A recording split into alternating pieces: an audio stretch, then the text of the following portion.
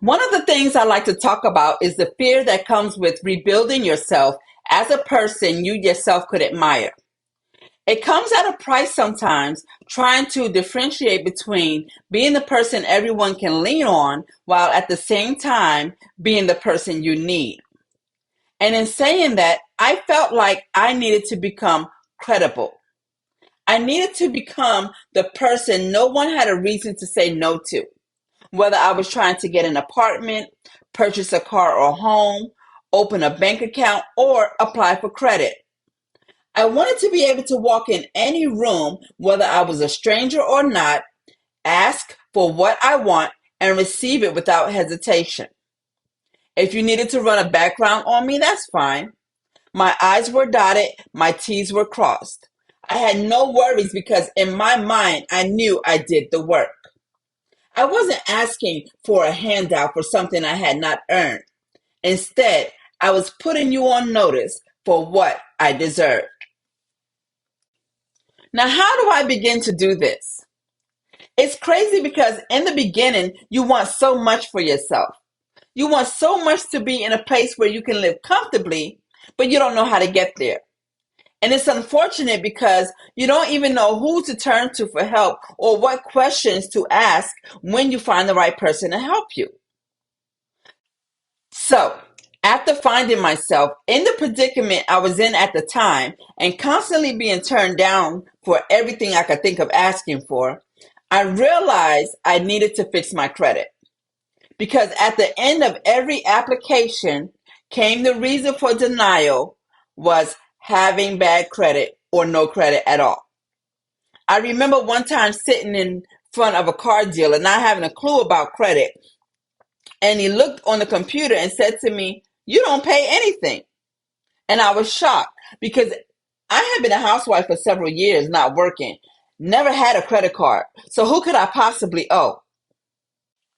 Now, the one thing that can be overwhelming is repairing your credit. The first time you actually take a look at your credit report, it can be very stressful. I remember the first time I took a look at my credit report. I just took the papers and threw them somewhere because I didn't even want to deal with it. I was right back to square one without knowing what to do or what questions to ask. But when you get over the fear of being afraid and learn to ask for help, you wouldn't believe the things you can accomplish. Now, one of the things I had to learn about repairing my credit was how to read a credit report. Once I took the time out of my day to learn how to read a credit report, I realized there were a lot of things on that report that were inaccurate. Like, for instance, why was that furniture account reporting that I was in collections when I did 90 days same as cash? Why did I have a whole different last name? Why did my credit report say that I lived somewhere I had no clue of ever living or worked somewhere when I didn't have a job? Things like that was cause for alarm for me. So I started asking questions. Who do I need to call to get this information corrected? Another thing I learned about reading my credit report was that I had a late fee on my car note. My very first car I purchased on my own, and I was so happy that I budgeted to pay more than the monthly note and have all my extra payments directed toward the principal to cut down on my interest. So, when I noticed there was a late payment on there, I immediately called the loan company and said, "What's going on?" Well, it turned out that I had miscalculated when the first payment was due, so that made me late. But because I had been making the rest of the payments on time, according to when I thought they were due, the loan company was able to dismiss the late charge, change my payment due date, and update my credit report to reflect on-time payments. These are just some of the things you can look at your credit report and start rebuilding by tackling the small things one at a time. One collection at a time, one late payment at a time, one charge off at a time, and then move on to the harder issues if you have them, like repossessions, child support, or bankruptcies. And if need be, don't be afraid to ask for help. Don't be unwilling to pay for help. I know, sure, you can say, well, credit repair companies are all scams. You're charging people for something they can do for free. But think about it. You can make your own food for free, yet you spend money going to restaurants 5 times a week. You can make your own coffee, yet you will still purchase a $10 latte every day you go to Starbucks. You can wash your own car, make your own clothes, and grow your own vegetables. And yet, you still go to the car wash every weekend. You still invest in name brand clothes or iPhones, purchasing from people who have no clue you exist. And you frequent the grocery store, often purchasing things you can make on your own. But you won't use those same funds to invest in yourself. Credit repair is essential.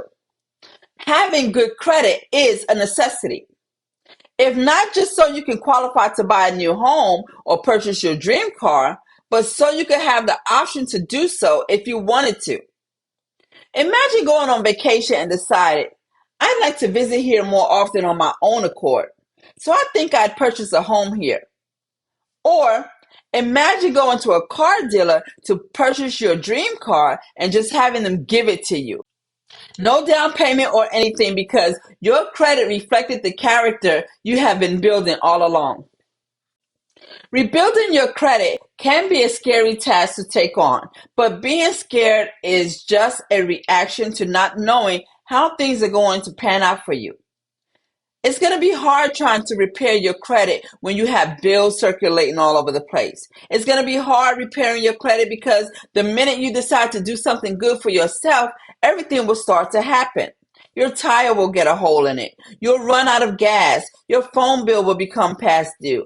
The kids need something. The rent is due. Any number of things will be thrown at you to discourage you from doing the right thing. But you must keep going. Do it scared. Do what you are afraid to do now so that you will be able to do the things others cannot do later. Don't let the stigma of paying someone to help you with rebuilding your credit deter you from doing what's best for you, because that will only keep you on the ground level where you would never get a chance to see the beauty in life of being free to do all you could possibly imagine doing. Sometimes you have to pay for the help and the guidance you need to help you move forward to higher heights.